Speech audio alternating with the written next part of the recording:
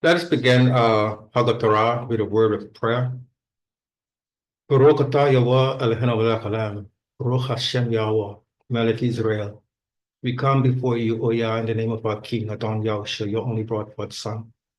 Recognizing that you have come into our presence, your spirit is here in every environment that is open on this platform. We thank you for your faithfulness, O Elohim, because your presence is with all of those who walk according to your instructions given to us in your Torah. Your Ruach HaKodesh is indeed our comforter and guides us in the way of truth. We come at this time in the service before your presence to the Hatibir, O Elohim, where we speak your word.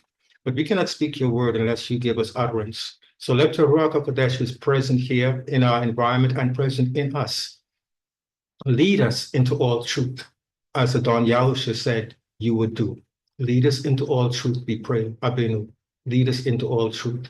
Open up our minds and our hearts to understand that which is given aforetime for our learning, for our understanding, and for our walk in this lifetime. We thank you now because we know that you hear us. We thank you because we know you answer us. We thank you because we have asked of you that which you desire for us to ask, and that is your will, that we might know your word, to not only learn it, to know it, to live it. This, O Elohim, is our desire and our goal, to live your word, to become walking Torahs as Master Yahushua was before us. And we give you thanks because you are fulfilling this in each and every one of us who is willing to submit to your leading. B'Shem Yahushua, we give you thanks. Torah, Torah, Torah Yahweh. Amen, amen, and amen. And now, if you have your Torah, which you should have, you can open it. And I'm going to read Bemidbar chapter 25, and it's only 17 verses. Yeah, 17 verses, but it's very interesting. And it's we're continuing the walk in the saga of our ancestors. And we have gone through the chapters dealing with Balaam and Balak and Balaam's attempt to use witchcraft and sorcery against Israel. And in it, we were able to pull out a lot of things that are still very prevalent today, that there are witches, there are warlocks, there are sorcerers, and they will try to still curse Israel. However, where Yahweh says he sees no sin in Israel, he speaks of Israel in a completely obedient and compliant position with him. That means that it is illegal for any curses to come. Even as Mishlei says, a curse without cause is like a swallow flying in the heavens. It has no place to land. Only when there is cause, only when there is legal right. So we could appreciate these verses because what happened to our ancestors in the wilderness of Moab is still happening to us today. The way Yah deals with it and the way they dealt with it is for our understanding so that we would walk in the way that Yah wants us to walk and not fall by the deceptions by which some of our ancestors did. So here's the reading of Bemidbar chapter 25. And I'm reading from the Hallelujah scriptures. And Israel dwelt in Shittim, and the people began to whore with the daughters of Moab. And they invited the people to the slaughterings of their mighty ones. And the people ate and bowed down to their mighty ones. Thus Israel was joined to Baal Peor, and the displeasure of Yahweh burned against Israel. Yahweh said to Moshe, take all the leaders of the people and hang them up before Yahweh, before the sun, so that the burning displeasure of Yahweh turns away from Israel. And Moshe said to the judges of Israel, each one of you slay his men who were joined to Baal Peor. And see, one of the children of Israel came and brought to his brothers a Midianite woman before the eyes of Moshe and before the eyes of the congregation of the children of Israel, who were weeping at the door of the tent of appointment. And when Phinehas, son of Eleazar, son of Aaron, the Kohen, saw it, he rose up from among the congregation and took a spear in his hand, and he went after the man of Israel into the tent and thrust both of them through, the man of Israel and the woman, through her abdomen. Thus the plague among the children of Israel came to a stop. And those who died in the plague were 24,000. And Yahweh spoke to Moshe, saying, Phinehas, son of Eleazar, son of Aaron the Kohen, has turned back my wrath from the children of Israel, because he was ardent with my ardor in their midst, so that I did not consume the children of Israel in my ardor. Therefore say, see, I am giving my covenant of peace, and it shall be to him and to his seed after him a covenant of an everlasting kahuna, because he was ardent for his Elohim and made atonement for the children of Israel. And the name of the Israelite who was killed with the Midianite woman, was Zimri, son of Salu, a leader of a father's house among the Shemanites.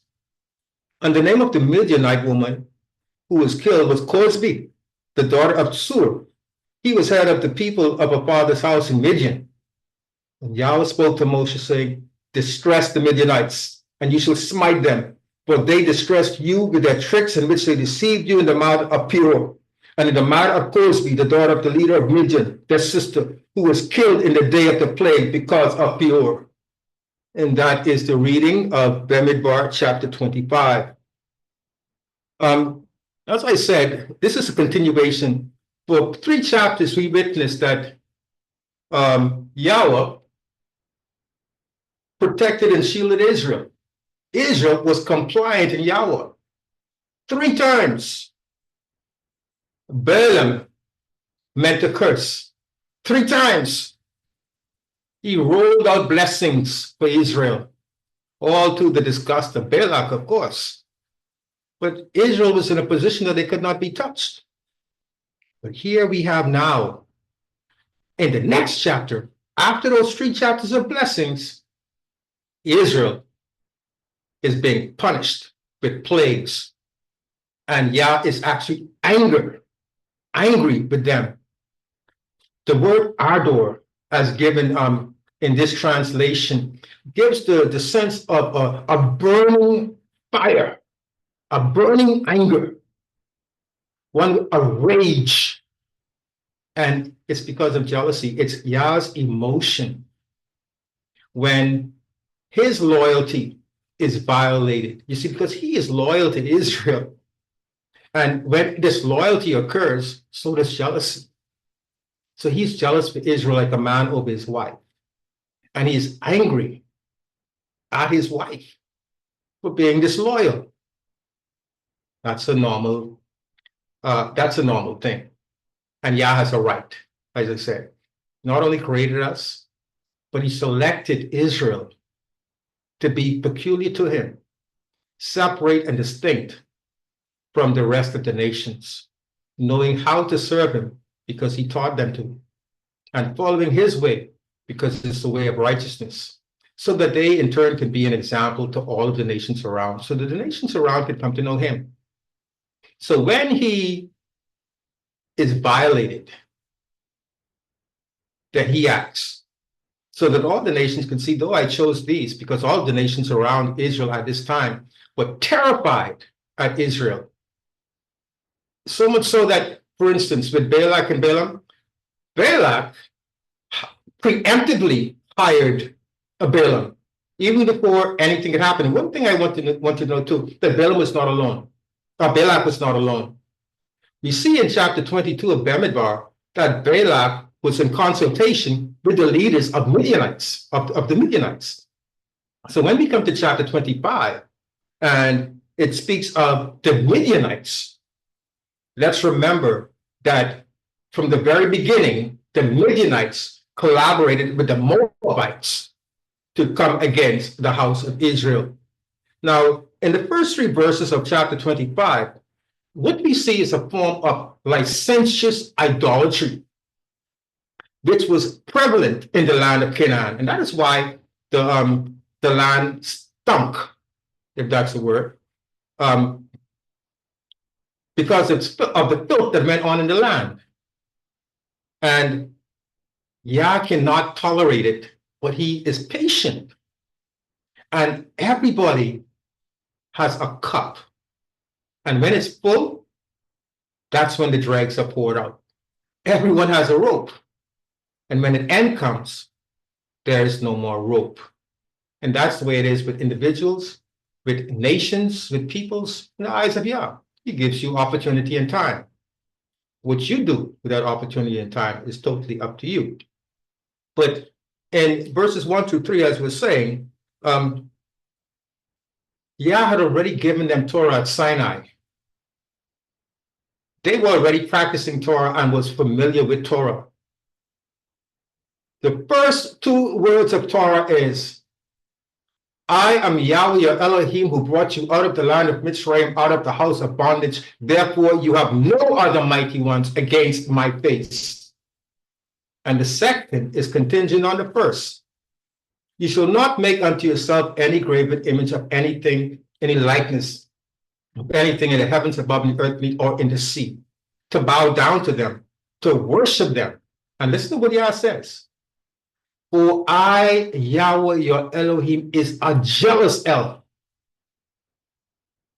visiting the crookedness of the fathers to the third and fourth generations of those that hate me, but showing loving commitment to thousands who love me and guard my commands.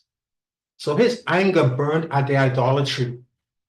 The very principle and foundation of Torah was violated, and in the worst sense. Because in this, the Moabites worshiped the demon Chemosh.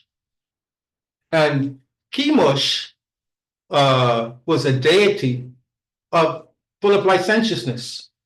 I mean, other gross things, but licentiousness. And that is promiscuous fornication in worship, using sex as a means of worship and satisfying the demon. Now, the name Baal Peor, Baal means master, and Peor comes from a word sometimes translated as Pegor, which means height or mountaintop. So, as the religion of the Canaanites showed multiple deities. You have a deity for the height, you have a deity for the weather, you have a deity for fertility, you have a deity for agriculture. And Chemosh was the Baal of the heights. And this is why Balaam and Balak sought the heights around Israel's camp to look down to curse, because they were operating, they should have been operating from their deity's high position. So they should have been extremely effective. We saw where Baal Peor could do nothing against Yah's people. So in their worship to Chemosh, they not only indulged in idolatry, but they indulged in sexual immorality. And this was very destructive. And I want you to know that there are, many traditions in Christianity, for instance, the Christmas celebration, Saturnalia, that is based on this same type of idolatry mixed with sexual perversion.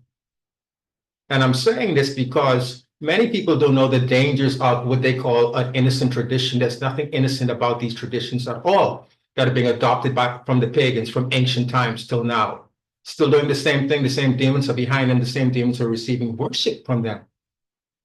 So we want to be careful about that we do not fall into that trap with like our ancestors did. Now, Yahweh is angry. In verses 4 and 5, he tells Moshe, look, I want you to get the ringleaders and I want you to hang them up before me, before the sun. Make them an example to the rest of Israel so they might see and they might fear. Now, even when after Moshe tells the leaders, okay, I want you to go in and every one of your men that has joined himself to Baal Peor, who has committed idolatry and fornication, I want you to kill them. Wipe them out. Get rid of the filth out of the midst of Israel. Even while the people are weeping, we have an individual that's so bold and so brazen. Truly his actions are rebellious. He comes And he brings the Midianite woman to his brothers in the house of Shimon, while the people are weeping at the door of the tent of appointment. And Moshe is telling the leaders to, look, you punish your people. Here's this man coming in boldly, bring the Midianite with him, after bowing toward Chemosh. And he went into the tent. That's the bowl now. He brought her in, showed his brethren, went straight into the tent to fornicate. And they must have been in a position of fornication, because when Phinehas, son of Eleazar, son of Aaron, witnessed it with his own eyes, he got up. Look, I'm not mourning anymore. What kind of foolishness is this? He takes a spear, goes behind the Israelite, and while they were in the tent, either getting busy or getting ready to get busy, he put a javelin through them, to both of them. This position you like, stay in it forever. And his spear went through the Israelite man, through the stomach of the Israelite woman, straight up to the next tent. And some might say that's cruel. But I want you to know that Yahweh is very patient. He is long-suffering. He is forbearing. When boldness and rebellion comes to this, let the creator of heaven, earth, and sea be esteemed, and his creatures recognize their position always. So he rewarded Phinehas. And before we go on, there's something I'm going to say about Phinehas.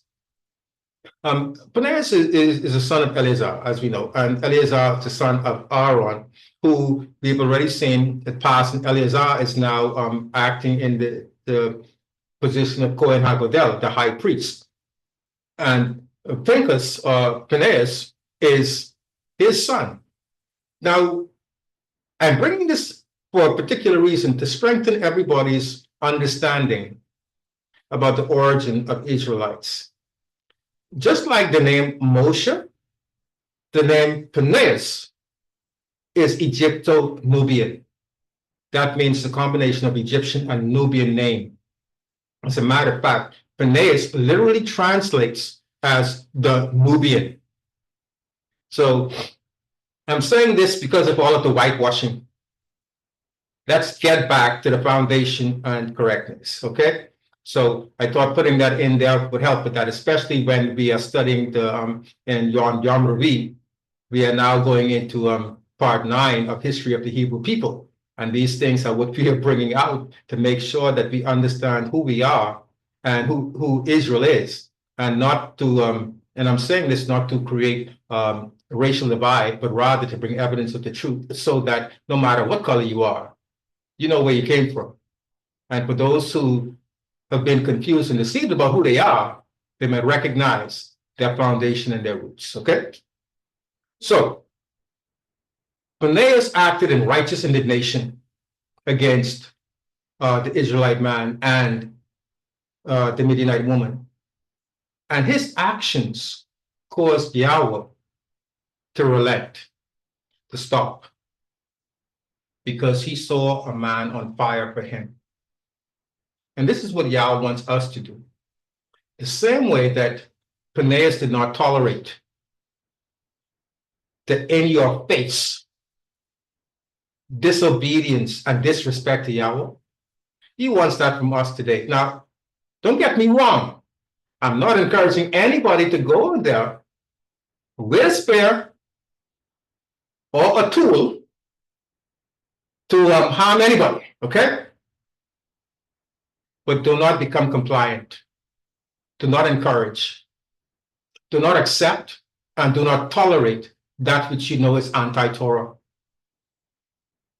And you know exactly what I'm talking about. All you have to do is listen to the news, read the newspaper, or just walk around your neighborhood. Men pretending to be women and women pretending to be men, and they want you to acknowledge them as what they're not. To go along with it is to become complacent, complicit in it. You don't want to do that. Stand up, let your light shine like Phineas. No. You were born with the anatomy of a man, you are a man. And I will not be politically correct in calling you a woman. And the same thing with your woman. You are anatomically made up as a female. I will not look at you as a man, neither, even though the government is telling you this. It's better to obey Yahweh than man. And I talk about that, but that's not the only thing. Take your stand when it comes to the truth. Take your stand like Phineas when false traditions are being promoted that contradict what Yah says. The very traditions that are still going on under different names that was being carried on in the days of our ancestors. You don't want you to be quiet about telling the truth about Christmas, and that it is extremely evil and pagan. Neither does he want you to hold back from telling people that Easter is a fertility holiday to Ashtoreth. And there is no place of Yahweh in it. Moshiach had nothing to do with the egg or the rabbit. He wants you to be able to stand up like Phineas and say so. No, and you're not a troublemaker. You are an upholder of the truth. And Yah, just like he did for Phineas, blesses you, because Yahweh rewarded Phineas, verses 10 through 13. He rewarded Phineas with a covenant of peace, Brit Shalom. You know what that means? Yah gave him an embrace, the covenant, in his arms to harmonize Phineas with Yahweh. Because Shalom means more than peace, much more than peace. So to give a covenant of Shalom, he just brought Phineas and his seed into intimacy and harmony with him. And that's what he will do for each and every one of us who stands up and is ardent for the truth, not giving in and not compromising.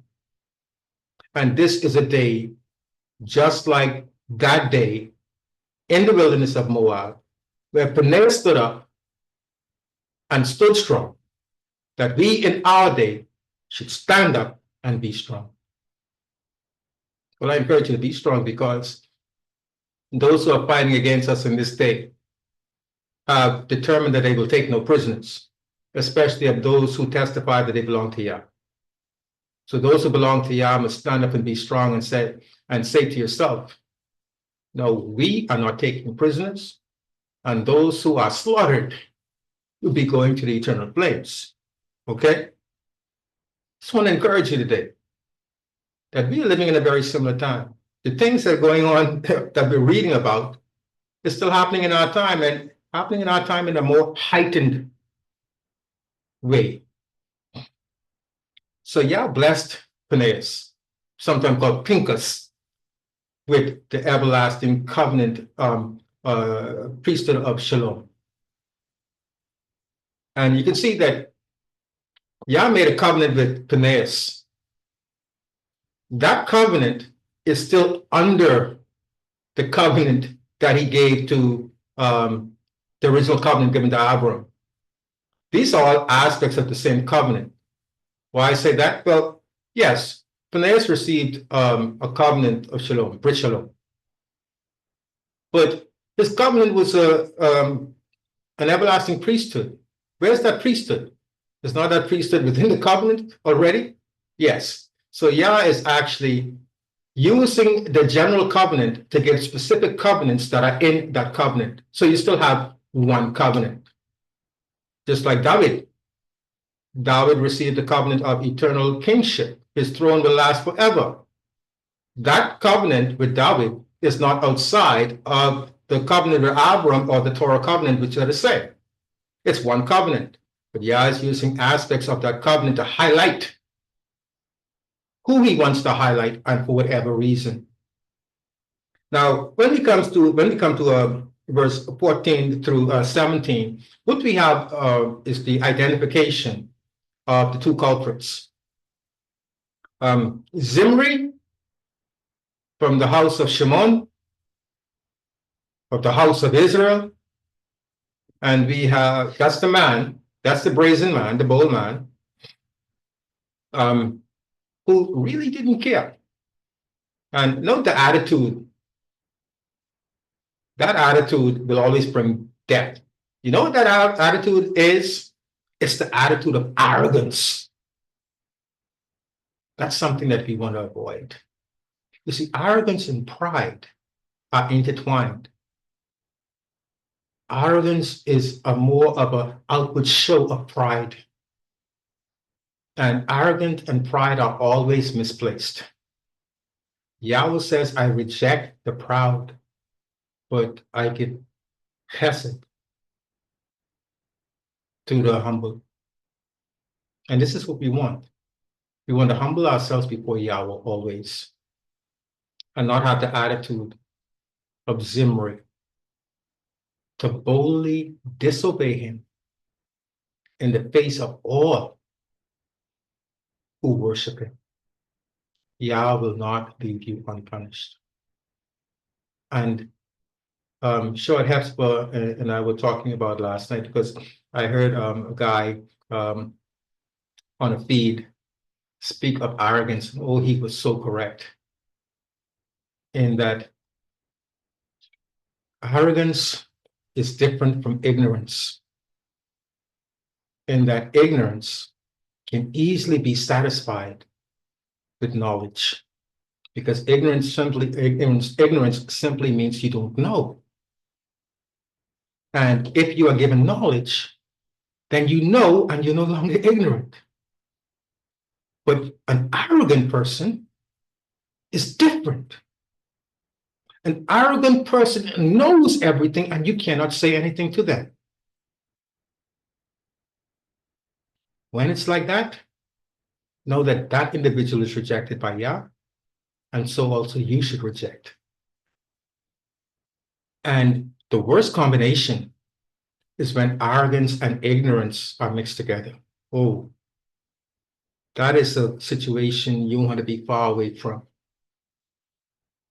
An arrogant person who's acting in ignorance, that person, that individual actually needs a direct touch from Yahweh, because nothing you say or do can change that individual or help that individual to change. The only thing you do is back off and pray for Elohim's mercy for the individual. I'm saying all that to say that Zimri was extremely arrogant, and you see how he resulted. Now, Cosby, the Midianite woman, Cosby was very beautiful, according to all of the reports that speak of her. Her name, Cosby, actually means voluptuous. So her name described who she was. Yes, she was attracted to the eyes. And caused Zimri to lust, and then to move to satisfy his flesh. And he ended up dead, unalived. Let's keep that in mind. That one of the reasons why we fall is because of the things we see. And we keep it and allow it to be conceived in our minds. And after conception takes place, we act it out, only to die by it. It doesn't have to be this way. Remember what Yaakov And I'm calling his name correctly because his name is not James. But I say James so that you know that I'm referring to Yaakov, whose name has been changed to James for political reasons. He says, resist the devil and he will flee. Humble yourselves under the mighty hand of Yah. This is what we're learning from this chapter 25. And I'd like to point out here, we don't hear the name of Balaam mentioned in chapter 25. And we believe that in chapter 24, when Balak told him to get back to where he came from where he came from, that was the end of Balaam. But do you know that this trick was actually initiated by Balaam? Balaam is right there among the Midianites. He continued to work for his reward. So don't think that he went back empty-handed. What he did, he said he taught the Moabites and the Midianites how to cause Israel to become a curse unto themselves. And that is the only way, brothers and sisters, that we can legally be destroyed, is if we make ourselves a curse. And how? By going against the Torah. When we go against the Torah, we open ourselves up to destruction. The Shadim, Ruach Hara, demons and evil spirits have their way when we have doors open. What Phineas did was shut the door. And the legal right of Ashaitan was taken away. Remember this today as we consider Bemidbar chapter 25, in that this is an example for us. And everything that we see occurring is still occurring today. Let's take the lesson and learn from it. Okay, at this time, I would like to open the floor to comments, questions, and our active discussion we normally have in the Hakatorah.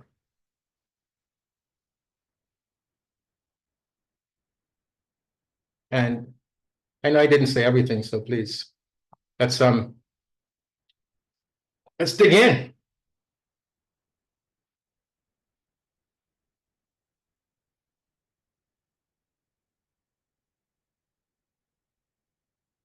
No comments, questions? Who's got the comment?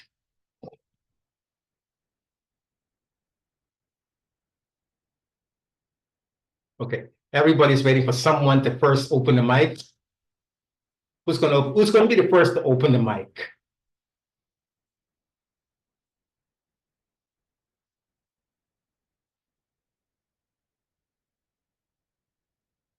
And one person? Okay, I'll ask the question then.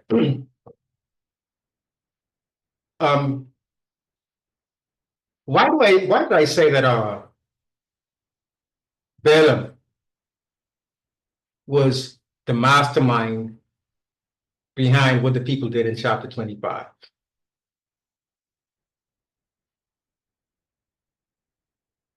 Anyone?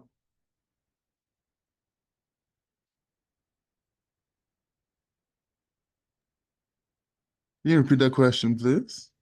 Okay. I said that Balaam, the sorcerer, was responsible for teaching the Moabites and Midianites how to cause Israel to become a curse. Anyone know why I said that? What proof I have of that? Well, is it because of the accuracy of what it was?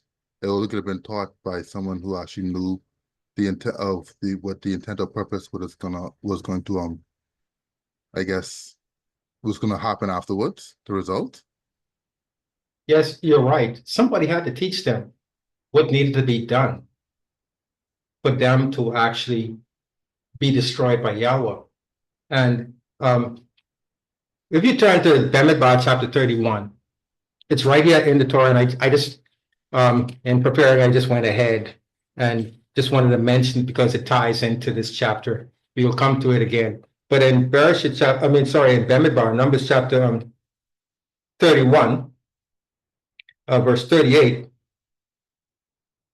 it says, "And they slew the sovereigns of Midian with the rest of those who were pierced, Uri, Rechem, Sur, and Hur, and Reba, the 5 sovereigns of Midian.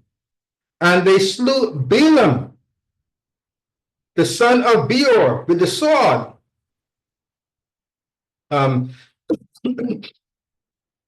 This is one thing, and also Moshe actually said, told them that in verse 16, when after they slaughtered the Midianites, they still kept the women. So you see, the Midianites and the Moabites must have had very beautiful women. Remember who Moab and Midian is, though. Midian descended from Abram through Keturah, and Moab was one of the sons of Lot that he had with one of his daughters. So they all related some kind of how. But the women were very beautiful because even though they were supposed to destroy the Midianites, they killed all the men and kept the women. And Moshe had to reprimand them about it. He says in verse 16, "Look, they are the ones who caused the children of Israel through the word of Balaam, to trespass against Yahweh in the matter of Peor. And there was a plague among the congregation of Yahweh." So Balaam was still working. He was not going to let that dollars get away, or the silver, the gold, and everything else that he could have gotten from the Moabites and Midianites. Can I say something, Kohen? Yes. Not just money, but his name is, well, when you are a practitioner, you're self-employed, and your name kind of goes down, your reputation kind of goes down when you fail or you ain't do something right. So his name, he probably was thinking as well that the neighboring communities wouldn't even be hiring him no more. He wouldn't be considered a big bad Balaam if he didn't actually do something about it in the end. So you can see how pride and ego also can be the result of a lot of falling. Yes. And that falling could cause your life to be taken. Oh, yes. You know what I mean? Yeah. Especially in this day and time and when you relate to this day and time, pride and ego, you get into a conversation or argument with someone, wrong place, wrong time, especially in America, maybe in a gas station in Fort Lauderdale, and it could be your last time. Yep. Well, you don't have to go that far. That could happen right here in the Bahamas or on the streets of Canada or St. Kitts, Grenada, Dominica, wherever. It can happen everywhere around the world. Right. And yes, because the spirit that is controlling the world is ripe for that type of action. The demons want blood. They want to see murder in any way, shape, or form. So yes, and also another comment I would like to place out there was verses 1 through 3, verses 1 through 2, actually, just 1 and 2, shows you a lot of a lesson of it is okay to relax, recline, party when not, but who you should relax and relax and open, like put your guard down with is really important too, because they hoard, and then the people invited them to slaughter and devour them mighty ones, and that came with some music, some dancing, and a feast. So you gotta be careful. So, and that whole party environment brings their like camaraderie and spirit bonding and all that. So you have to weed it out. You have to weed it out to a deep mental, spiritual state as well as physical. So you have to be careful when you put your guard down, who you actually gonna put it down with. Make sure it's a brother that you trust and is in the spirit, not some random stranger someone who you know may have a dangerous spirit. Yes, thank you for that. And we have Zakan Eliyahu, but just before Zakan Eliyahu speaks, I would like to say that I would encourage you not to let your guard down at any time. First of all. Second, this type, the type of celebrations that they were having, these were just not a random get-together party. These were direct worship to the demons. Just like Christmas and Easter is direct worship to demons. There are demons behind those celebrations. When you engage in them, you are actually worshiping those demons. Yah has given us appointed times for our rejoicing. And in this, we're rejoicing. We don't have to let our guard down. And when I say we don't have to let our guard down, because we are in the presence of Yah, rejoicing at all of his appointments. So it isn't like we have to say, oh, I can drop the guard and then put it back up. No, you stay the same. And that's why it is so good for us to keep Shabbat, observe Pesach, Hagamatza, Yom HaNeparomer, Shabbat, Yom Teruah, Yom Kippur, Haksukot, and Shemini Atzeret. These have been given to us by Yahweh to meet with him so that we could have that festival and rejoicing in purity. So thanks for that. Zakan Eliyahu. Brother Toda, very interesting discussion. But a couple of things.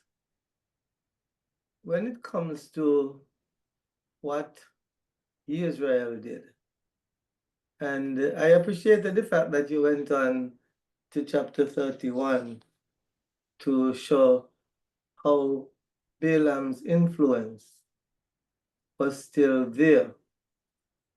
But it was not just his influence alone, because he had to work along with Balak, right?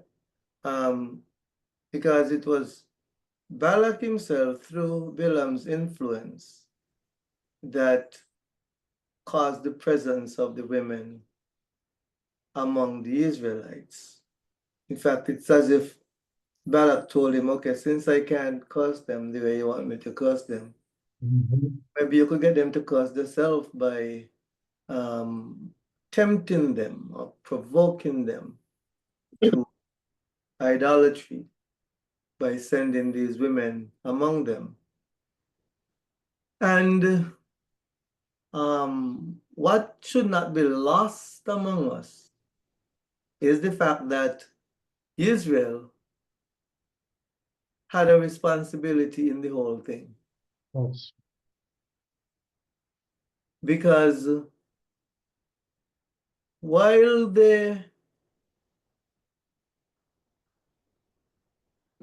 just saw what Yahweh had done for them in protecting them against these three attempts of Balaam and Balak to curse them, they had that experience. Therefore, they, to my mind, should have followed the counsel of leadership and get rid of those women out of their midst, instead of having them stay there and for the opportunity for temptation to set in.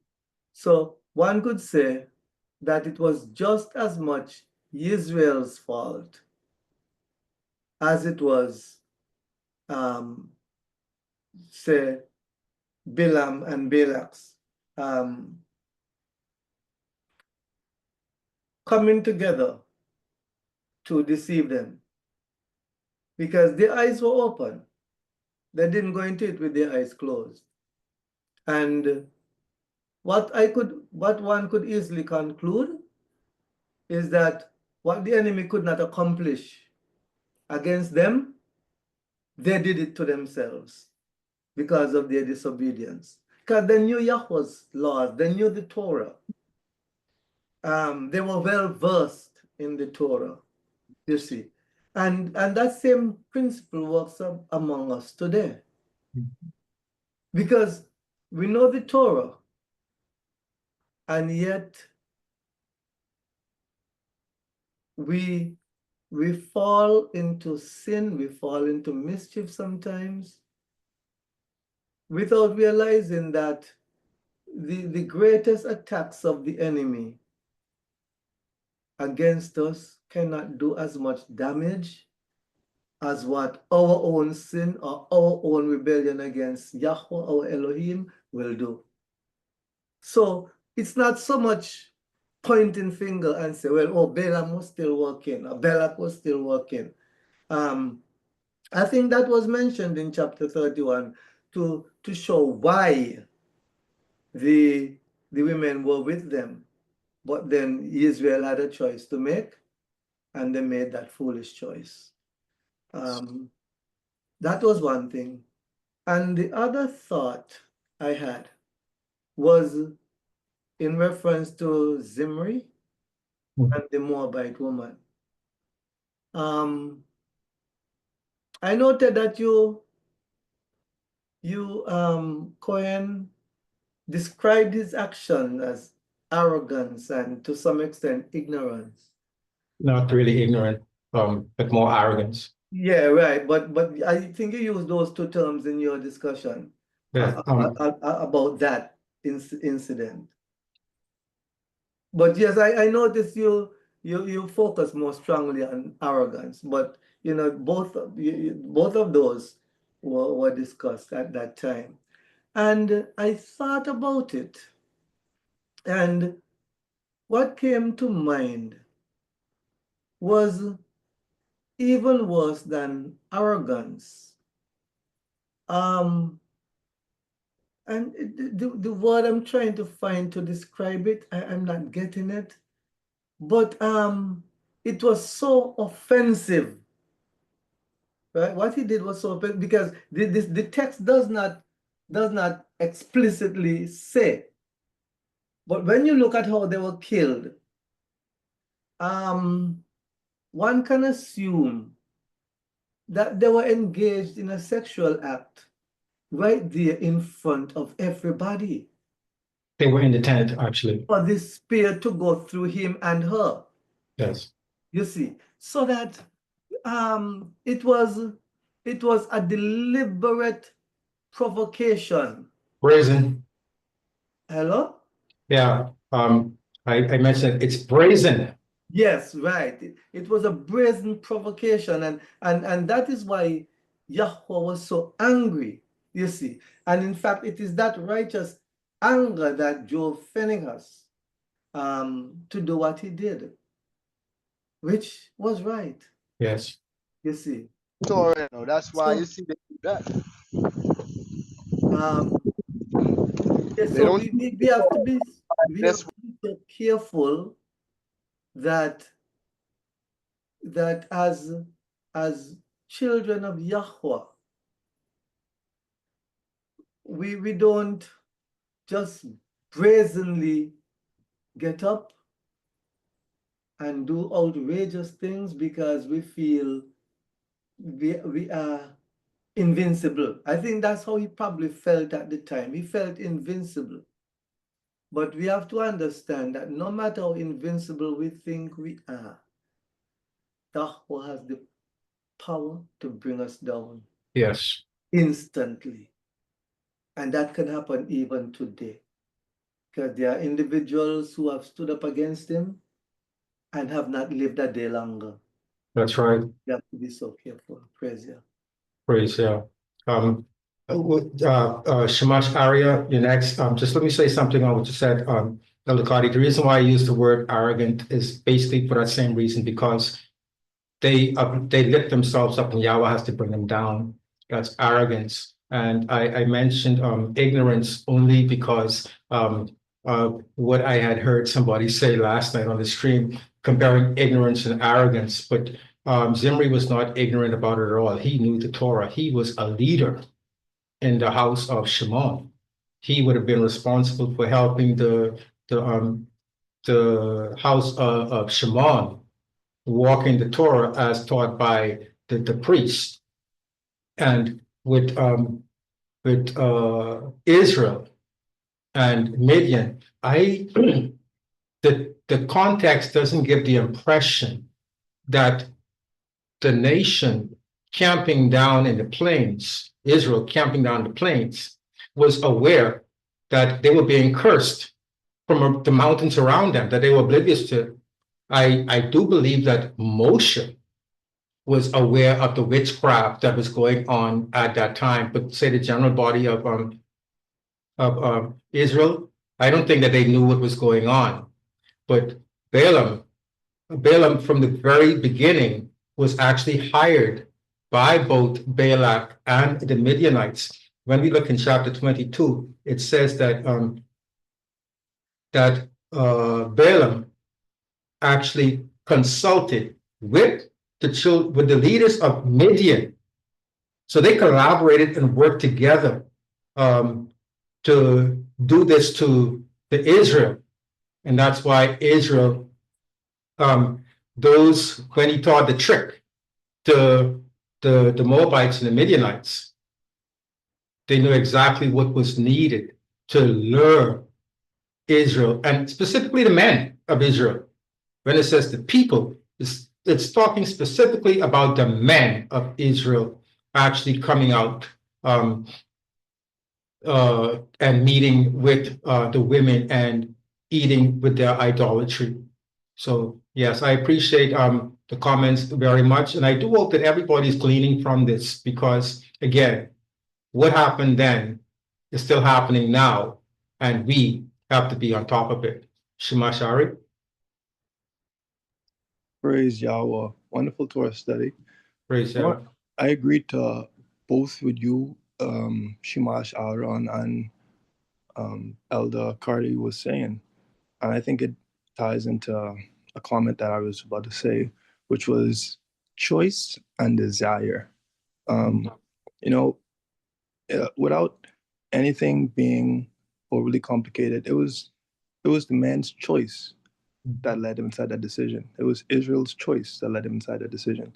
And it's always going to be your choice that leads you inside a decision of sin. It's not going to be anyone else's choice that does it for you. It can be someone's manipulative intent, but it's your choice that's going to lead you into the path of sin. And desire.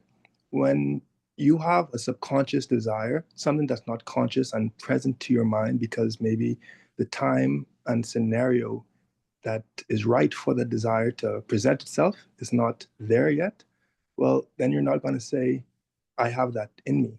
But when you're squeezed and that moment comes and that desire presents itself, you don't realize you always had it. You think it's something that just came, but no, it was something you always had. You were just waiting for a time to be squeezed out of you. And it reminds me of something that Dr. Webb said before. When you're squeezed, what's really inside you is going to be shown at that time. And whether it be the Torah or whether it be simply your preference, if that's a beautiful woman, that's going to be what takes priority and takes you away or closer to your relationship with Elohim.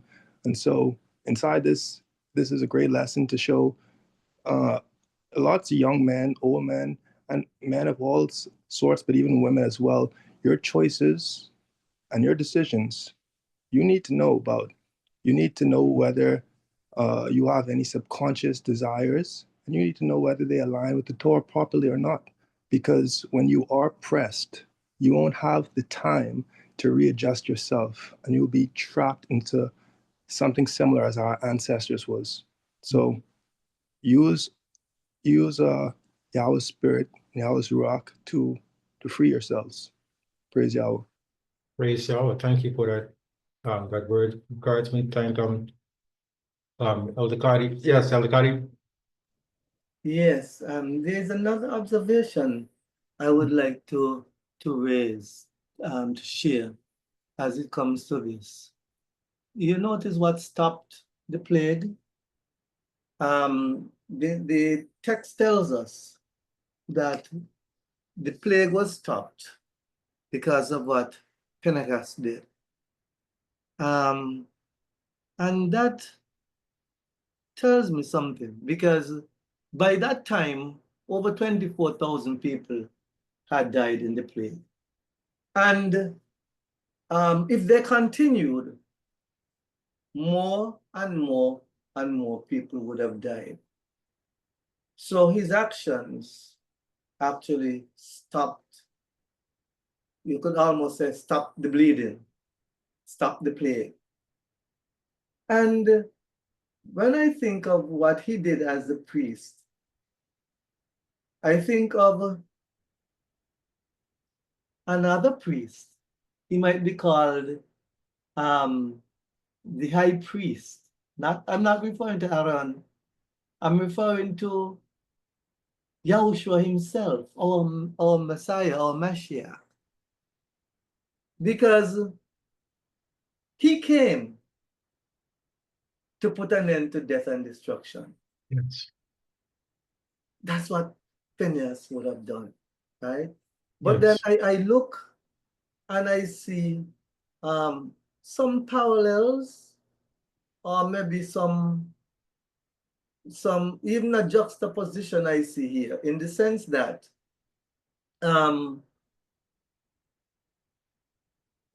Phineas, his action, we could call it a righteous act, even though, you know, he would have killed those two people. It was a righteous act because it was an act in judgment against the idolatry, against the sexual perversion, against the sins that were taking place. And Yahushua's act can also be seen as one righteous act that would have saved the world. But in this case, he gave himself. You see, he died so that we could be saved. Israel was saved because Phineas took the lives of those two people. Almost as if, not quite the same, but I wanted to catch my trend of thought. Almost as if their death had to happen to stop the curse or the plague, you see. And so we could see the juxtaposition here now, in the sense that while the sword, the spear, pierced them, we also had some piercing on the stake, because the nails were used to pierce his hands, and the spear was used to pierce his side, and blood and water flowed for the atonement of our sins. So I see that kind of similarity there, that Yahweh is using this priest to show us that there will always be one to stand in the breach. And praise Yah, the Lion of Judah came at the time when he came to stand in the breach for us. We just have to pray that we remain on the side of truth, we remain in the way, so that when the final plague of fire comes, we are not caught in it. That's right. But rather just those wrongdoers who deserve the fire. Praise Yah. Praise Yah. And I appreciate that so much, Sakan, because your correlation and analogy, your analogy analyzing between the actions of Phineas and Adon Yahusha in verse 12 of chapter 25, verse 12, sorry, that's 13 of chapter 25. Yahweh says, and it shall be to him and to his seed after him a covenant of everlasting kahuna, because he was ardent for his Elohim and made atonement. So that is the key thing, Zakan, in what you were saying, in that they both atoned. Yes. They both atoned for Israel and Yahusha, for the entire world. And the method of atonement was different, but it was quite effective, in that the death of the sinners stopped the plague, whereas the death of the innocent created an illegal act in the sense of Israel in in the Moabite situation, they created legality for Satan. What Adon Yahusha did was took away the legality from Satan for the entire world. So I appreciate that very much, Sakan Eliyahu, and I appreciate everybody who has commented or asked a question. And I do hope that even if you haven't asked a question, that the discussion that has been going on is building you up to show you that we have the same situation going on in our day. As Shamash Arias said, we have choices, and what we fill ourselves up with is what influences the choices we make. Fill up yourself with the Torah. When you're squeezed, the Torah is coming out, and that is what we want. And that's why we not only study the Torah to bring out the situations, but we study the Torah to understand it in order to do it. Because we who have salvation has the Ruach HaKodesh in us, guiding us into the truth. And he also gives us the power to overcome when we submit to him. So let's submit to him in making our choices, and our choices will always be right, because he guides us to life and away from the eternal flames. So just before we bring, yes, Sakan. I thought I had my last observation, but another thought to mind. We have some people in our world today using social media, and we refer to them as influencers. Young people, middle-aged, even some elders go by that term. They are influencers. You know what influencers do? Yeah, influence. Right. And some of them are simply novices, meaning they're trying to influence. But you could see that there are those who are trained in the art of persuasion. Yes. Go back to our text today. Do you see an influencer in our text? Yes. There is we have. No, I'm talking about the same woman. Yeah. Sorry, I wasn't asking to guess an answer. That was rhetorical. Sorry.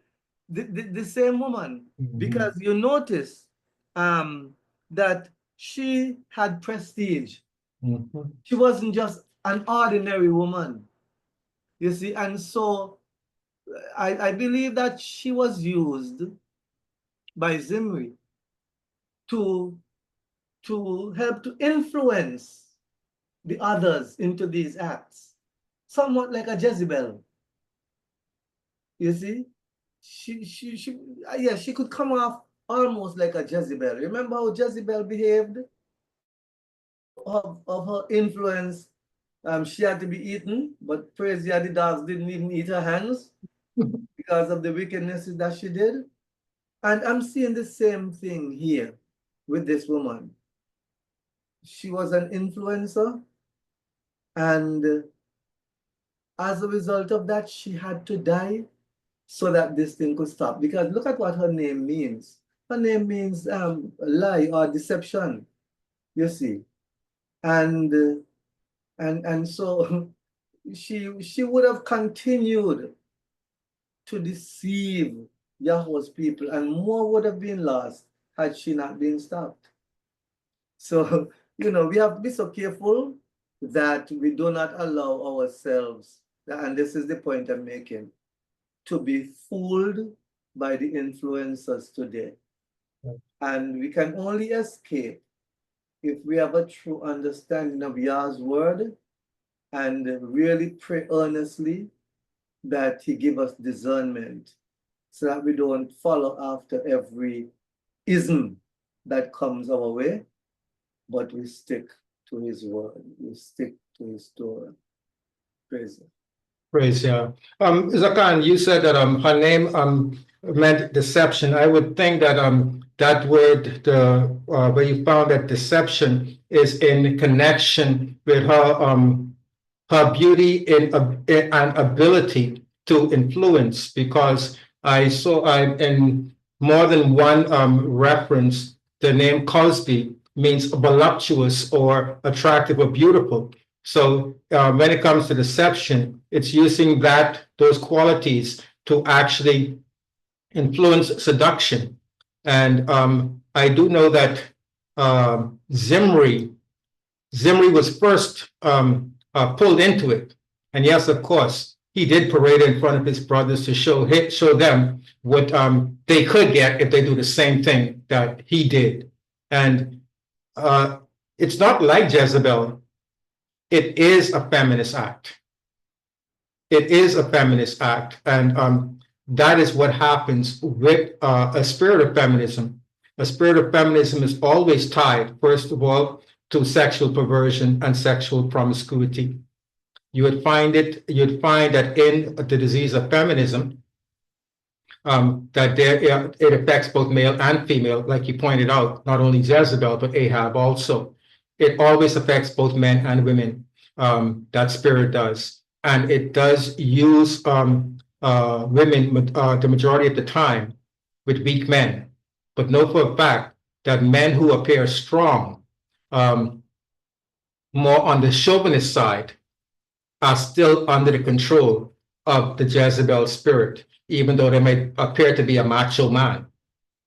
Look at what they exhibit.